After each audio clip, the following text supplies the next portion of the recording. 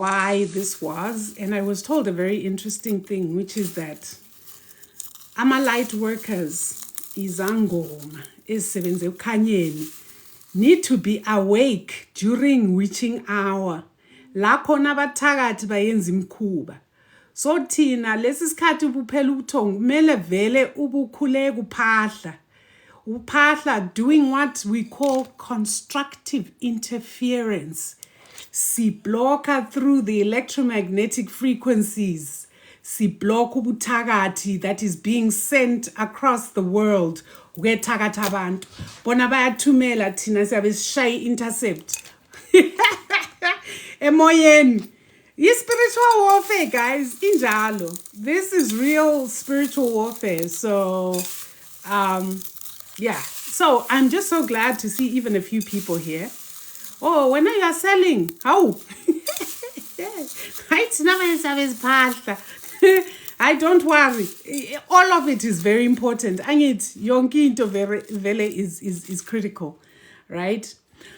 So, royals, nginbiza royals manginapha ngoba phela thina sonke sinje singamakhosi namakhosikazi ngoba the black person is the first person on this planet and therefore the oldest, and we were created. We were not born.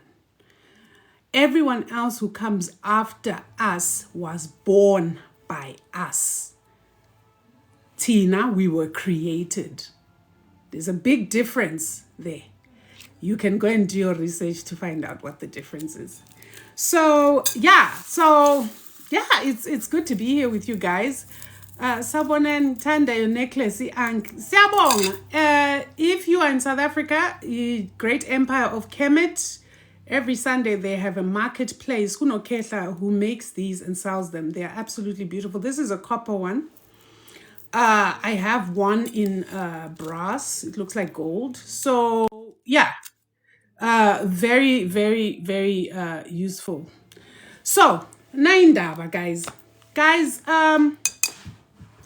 Do you remember when we went to? I'm not good at working and talking at the same time. But now that I have enough of you here, I think I can actually put this away. So.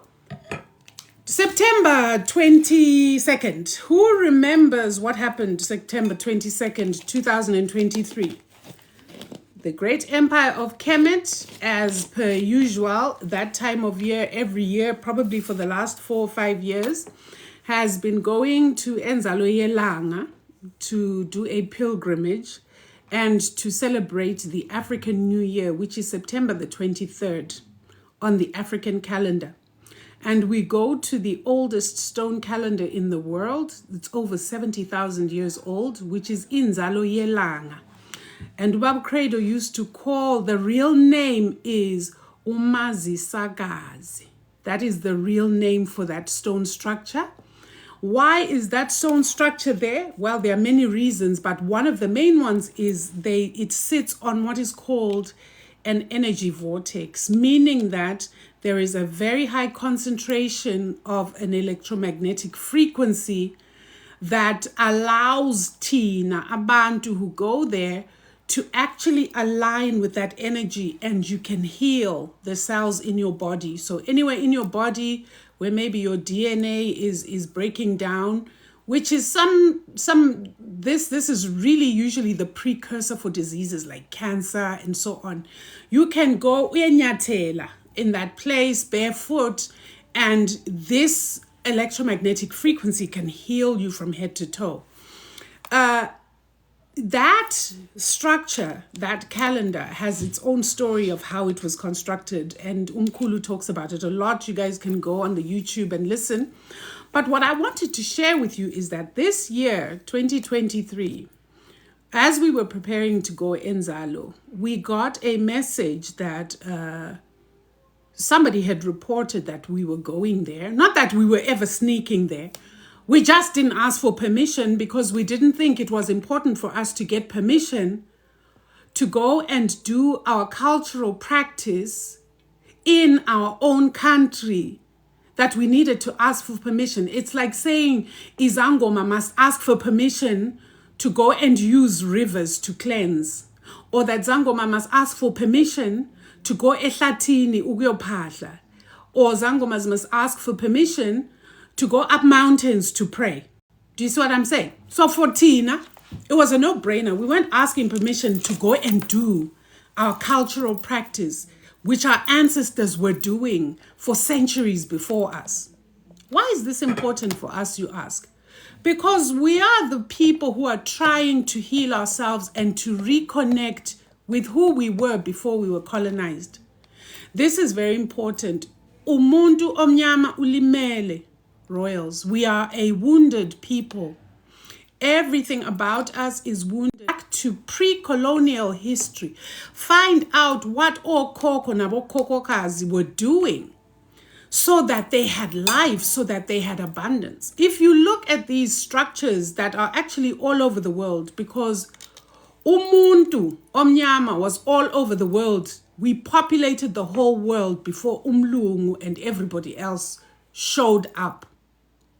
Please understand this.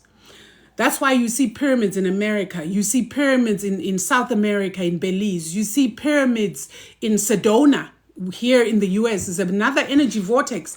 And Okoko would build these amazing structures at places where there was a high electromagnetic frequency.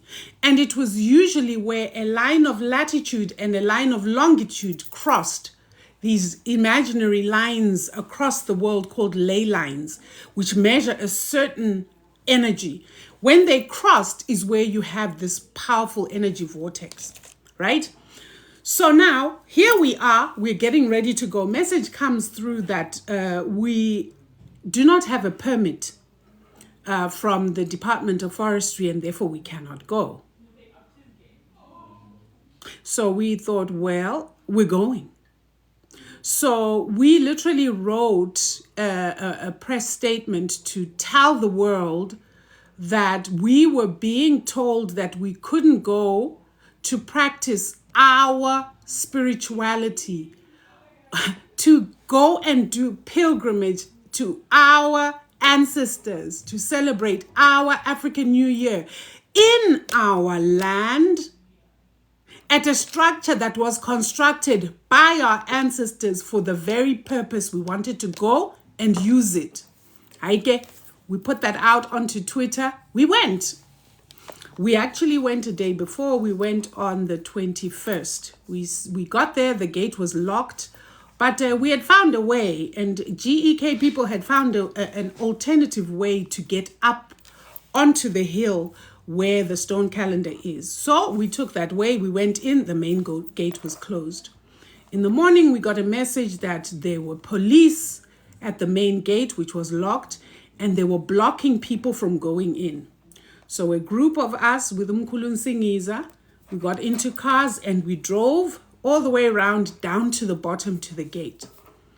When we got there, guys, you should have seen the mess. I don't know how many police cars were there. They literally look like they had come to put out a riot. They had come and they were armed. And of course, we are not armed. We are spiritual people. We are armed by Umoya. We don't fight our battles in the physical. We fight our battles in the spirit. So we get there. Here are all these police. The department is there. And they're saying, there is an interdict that you cannot go there as GEK because you didn't fill in the necessary paperwork to get permission.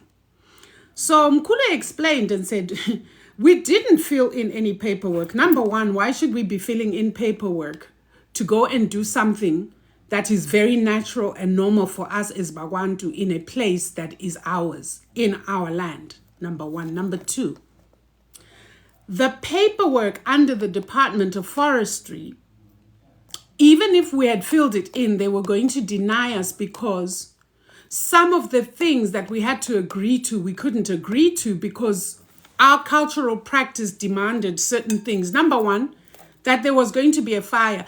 Tell me what spiritual ceremony or umgidi or some such thing, umlindelo, happens on the African continent without fire. We were going to be up all night. It was cold up there. How do you hold such a ceremony without fire? So number one, we weren't going to be allowed to put a fire on. Number two, we couldn't sleep up there. So what was the point, right? They say we can't sleep up there, but where were we supposed to sleep? On the road? The third one was no cars up there. Okay, so fine, no cars up there. How are we supposed to get up? Because to go up to the actual calendar from the main road is 5 kilometers. So we were supposed to park cars by the roadside. Mind you, the calendar sits in a place that is surrounded by pine trees, sappies, that paper company. They have forests there. So basically, these laws were put in 1994 very quickly in place as a way to hinder and prevent Black people from accessing that site because of this forest. So basically, the laws were protecting white interests over the spiritual and cultural welfare of abantu. So we fought, we stayed, we said we're not going anywhere because we are going, and when our time comes, which was 6 p.m., we are going up there. I think they realized that this group of people were somewhat different because right there, while we waited for hours and this back and forth was going on, I think it was the deputy minister under which this department falls, she was called, things started moving, and while all these communications were happening, guess what we were doing? Besphahla. We were singing, we were phahlaring. Hey, amadlozi amanye waphuma, wakhuluma inkulumo. Hey, abantu bafakwa iziqalekiso. It was lit. There were probably about 60 police officers standing to the side watching this. You should have seen these people when we first came, they were very aggressive. I remember I was taking a video and somebody's like, hey, don't film me. And I'm like, I have rights to film you if I want to. But they were very aggressive. By the time they observed and saw what was going on, many of them were hanging their heads in shame. Because many of them realized, and we said it to them, that for once, can you as Abantu protect our interest as Abantu? We are not going up there to phahla for our own selves personally. We are literally going to do a collective umphahlo for the liberation of Black people. We are going to do umphahlo so that Black people can get their wealth back, their land back, can get reparations. All our artifacts that were stolen by Abelumbi and they were put in museums, we were praying for those things to come back. So it wasn't us there on an individual mission. No, we were there as a collective for Abantu.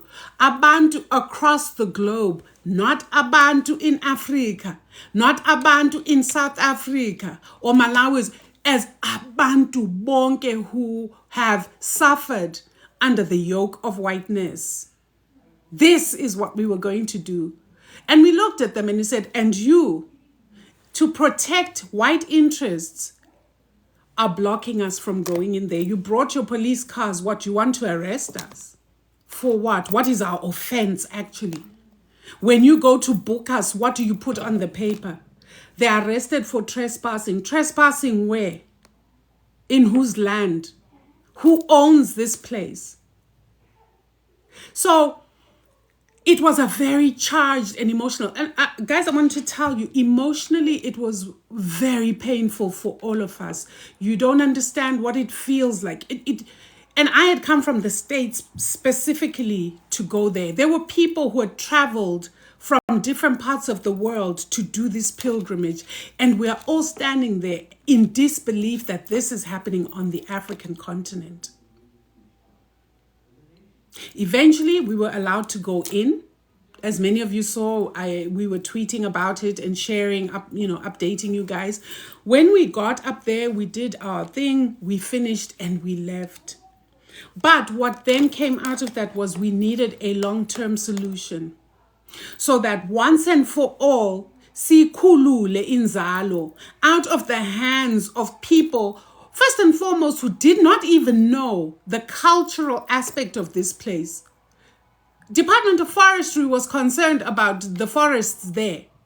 Abelungu put down some stupid thing about the blue swallow birds, that they're an endangered species, and our going there, because they were endangered species, they would become extinct. Guys, can you imagine the craziness? We go there for 2 days and we leave, and those birds are going to become extinct because of us.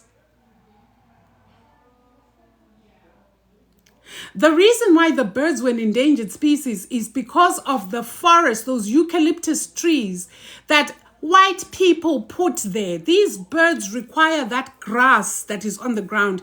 They don't actually nest in trees. They nest in the grass. They build their nests in the grass. Those pine trees, again, which are not natural and not indigenous to that environment, is why those birds became extinct. And this is according to research that was done by other white people.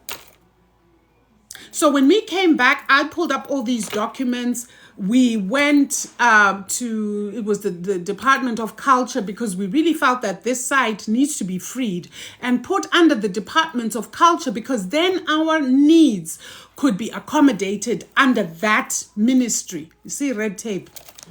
Well, we've done that application. We did that. Now we are here. Mkhulu Nsingiza on the 25th of November is asked to attend a meeting with who? The Department of Forestry. Not the other one, the culture. Forestry. They go there, and guess what? There were a couple of lawyers I hear. And according to what is written in the law, the cultural aspect of Inzalo was actually there in the law. It's just that nobody knew it. So, full rights to go to Inzalo, to practice and do our pilgrimage, to sing and dance all night, to welcome Umvelingangi, the sun, on the 23rd as he comes up on the horizon. And guess what? We are going to be provided with things that we actually hadn't asked for.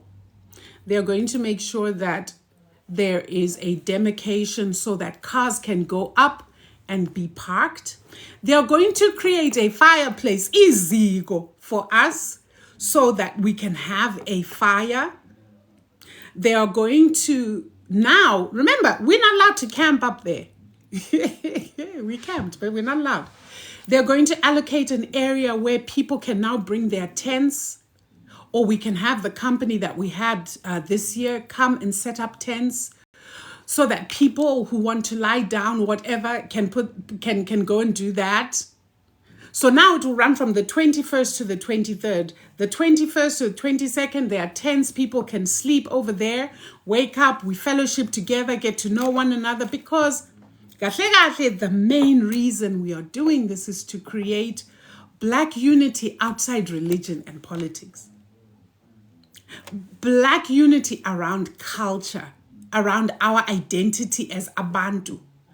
Outside religion, because religion came with white people. It's a colonial construct that continues to oppress us.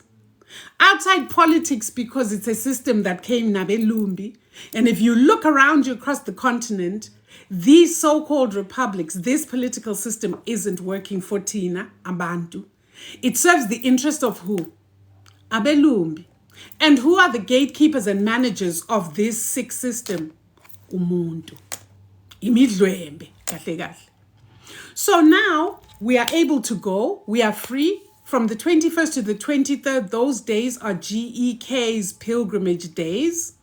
Anyone interested in attending, you go through GEK. Why are we doing this? So that we do not end up messing up the place and then shooting ourselves in the foot. So anyone who goes there on those days is under us, and therefore has to come through the right channels so that we make sure that we account for everything that goes on there. The other thing is, guys, we then found out that there was actually a group of people who orchestrated all this in an attempt to prevent GEK from ever holding this pilgrimage in Zalo. Do you see how deep this is? And to think that there are people, abafana nan, black people, who are quite happy to destroy a movement, the only movement right now anywhere in the world that actually stands for the interests, the real and authentic interests of umuntu omnyama. Name me another movement right now across the globe, and don't say Pan-African movements, because Pan-Africanism is already adulterated, because Pan-Africanism is predicated on these republics, and we know they don't work. Which other movement is calling for unity of black people outside religion and politics? Which other movement is calling for the unity of black people around our ancient spirituality? Our forefathers were doing these things for centuries before Umlungu, first the Arabs and then Umlungu came. So this is what we are trying to do, and you have fellow Abantu trying to destroy this. Because why? Umona, jealousy, greed. And that horrible thing that we have as Abantu is a disease that we need to get rid of, that says, why that person is doing this and not me? Why? Why? This movement is for everybody. We don't have a membership fee. You don't sign any dotted line to be part of GK. Why? Because if you say you're part of GK, you're part of GK. We don't take membership fees at GK. That's why no one is making money out of this movement at GK. Because it's a genuine movement for umuntu. And because we speak the truth, we walk the truth, we live the truth, we don't get any funding from anywhere. GK is literally run by the members of GK, all of us chipping in where we can to make things happen. We cannot write for grants, government grants, whatever grants, because we're always criticizing the government. They don't give us anything. They're not going to give us anything. So we rely on private donations and the goodwill of Abantu who see the need for this movement. And then comes along some evil umdlembe and decides, nah, I'm going to destroy this. We have evidence that there were people who literally orchestrated this. People who look like you and me. That is one of the greatest sadnesses about being in this movement. And this is one of the signs that show us how wounded we are as a people. That for your own self-interests, because of your own hard-heartedness, your ego and umona, you're prepared to destroy something that serves millions possibly of people for your own personal gain. Do you know what other creature on this planet is like that? Umlungu. So when we talk about people who are mentally enslaved, that is the kind of person we talk about, because they have adopted, like they are colonized to the DNA at that time. And they don't see the damage that they do with those things that they are doing. They don't care. Like Umlungu, they have no conscience. Umlungu has no conscience. It's a creature that was created without conscience. Abantu abamnyama have lost ubuntu who do those kind of things. But I'm not here to preach. I just wanted to come on and share this amazing good news to you guys, because many of you, and I want to say a deep thank you for many of you who supported us from wherever you were, whether you were seeing the tweets or the TikToks from your house, you're registering your anger, you registering your distress. You guys don't understand how energy works. That was enough to add to what we were going through and to shift this. So, on the 25th, Inzalo was freed. Our space, Baba Credo, wherever he is, he must be dancing. because he died and that was one of his biggest wishes. So, on that note, look at the season in which it is happening, guys. We are in the season of Djehuti, Umlomokazi, Moeli. Umlomokazi is the mouthpiece of Ura. We actually thought that whatever was going to happen, we were just partnering that it happened before next September. We really had no thought or idea that it would happen so soon. But look where we are. Why? Umoya. And guess which season this news came? It came through the communicator, Umlomokazi, Djehuti, to tell us that sokulungile. Now, for those who live by the calendar, you can't make this stuff up, guys. This is real. This is what we at GK call heka. Is when things align so beautifully that Umoya responds at the right time, using the right messenger, in the right place, in the right way. Djehuti. As we entered, Djehuti was November 23rd. We got into Djehuti 25th. This message was delivered to us. How beautiful is that? So I wanted to come and thank you guys. Thank you for your beautiful hearts. Thank you for supporting. Thank you for just having goodwill and just desiring this freedom for Black people goes a long way. Siyabonga. We don't take it for granted whatsoever. And we're hoping that we will see you at the next New Year's celebration, because it will be a real celebration. In December 21 to the 22nd to the 23rd, like I said earlier, that is the Lotus Ceremony, Izibu. If you miss, you miss, because we are in deep gratitude to Umoya for always showing up for us.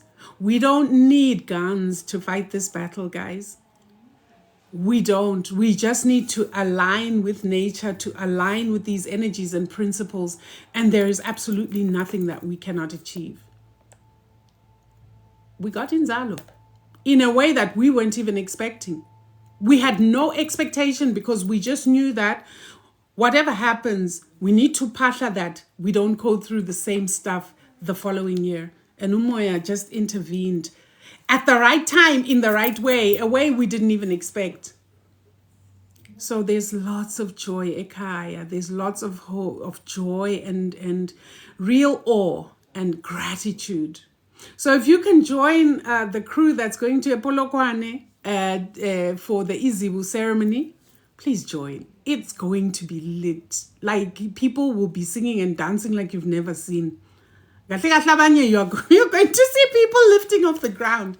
That's how happy everybody is right now, because Umoya has shown us that we're not alone. And Umoya has shown us that by living in authenticity and deep honesty with self, and with deep love for one another, and desiring freedom, not just for ourselves personally, but for everybody.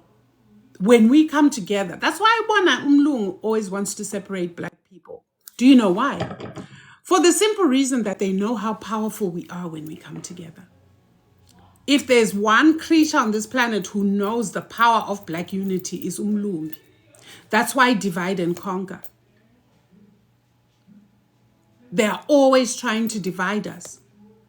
If they're not dividing us along ethnic lines, Umxhosa, Umzulu, Umwan, and these myths that they spread, AmaZulu, namaXhosa, abathandani, AmaZulu, they are violent, AbeSuthu bayatshontsha, amaKwerekwere from Zimbabwe, they are messing up the country, amaNigeria. Listen, underneath all of this is the divide and conquer that was started by Umlungu. And if we in ourselves can start to self-correct every time you start to think negative things about your brother. That's not to say that people aren't doing wrong. Please don't go around saying, well, go gute. People are doing wrong, but it's people across culture, across language, across whatever. And that is the thing that we can call out. But when you start making it about different ethnicities, you defeat the very thing that we're trying to do, which is to unite us. Correct your brothers and sisters when they do wrong. Ayimashayeni mani babhaqa besenza into engalunganga. But ungalingi wena wambheka umuntu wathi uyenza lento ngoba ngumNigeria or lento uyenza ngoba ungumSuthu or uphume eZimbabwe. Once you do that, you have defeated the purpose for which this movement is working so hard, which is to bring unity. We must always be our brothers, our sisters' keeper, because kahle black people, we have no friends. We have no friends. Nobody on this planet uthanda umuntu. And that is because of our greatness that they know that we, most of us, aren't even aware of. That's why sibavumela ukuthi begibele phe kwamakhanda ethu, because we don't know fully who we are. Once you're fully aligned and know who you are, there is no way a white person can talk to you anyhow. Umoya will not allow it. Your spirit will refuse. Why? Because you now know who you are relative to umlungu or umndiya or umchina. Angilibele ngimfaka incindi once mayizongidelela. That is what comes up once you know who you are. Once you know ukuthi umlungu nimsabelana umlungu. Why are you scared? Why are you scared of those creatures? They're the weakest creatures on the planet, you guys. Niyabesaba, nisaba izibhamu. Ibhamu zigcwele kwamasho, amane ethatha izibhamu. Once omtshela uthi beka isibhamu phansi. Have you seen you guys have seen these TikToks where there's a petrol attendant. Guy is skinny. And a white person comes and starts acting the fool. Ubona ukuthi na ibhunu liyajima. Ngaka isigora. Ibhunu lithi liyathi. Ubhuti athi, guy one avike. Amuthi wanga nyawo phansi bhu. Amshaye amqede. Why? We are superior here. We are faster. This is not me just saying. If you read the science about the physiology of black people, that is why any sport that we do, even so-called white sports, we excel. Why? Because of the melanin in our skin, not even in our skin, but it's actually in our bodies and our brain. Our fine motor skill and speed is superior to anything and anyone on this planet, number one. Number two, we have the ability to see light on a spectrum, the entire spectrum. Abelungu cannot because of the deficiencies of melanin in their eyes. They can only see so much. In terms of hearing, why do you think our music is so wild and so rich? Like you hear so many different things in our music when it's mixed. Why? Because we have the ability to hear certain vibrational frequencies that umlungu cannot access. That's why classical music because they can't hear anything else. We have that ability. Mntomnyama, you are gods. You are goddesses. Ningamakhosi namakhosikazi. Ningayikhohlwa lento le. Niyayilibala ngoba uzithola usemkhukhwini or uzithola in some location somewhere imali ayihlangani in uzibuza ukuthi ngiyigoddess kanjani. Ngena la. Get inside here and meet yourself. Meet who you really are. And I'm telling you, your life will change. Whether you are still stuck where you feel you're stuck, you will not be stuck because moya kuyakhululeka. You will no longer be a mental slave. Once you free yourself from mental slavery, your body will follow where you take it through your mind and your spirit. You can start manifesting the life that you want for yourself. Ungazikhulula la emoyeni. Ukwazi ukuthi ungubani, uphahla ubani wena. Who is your God? Who is creator?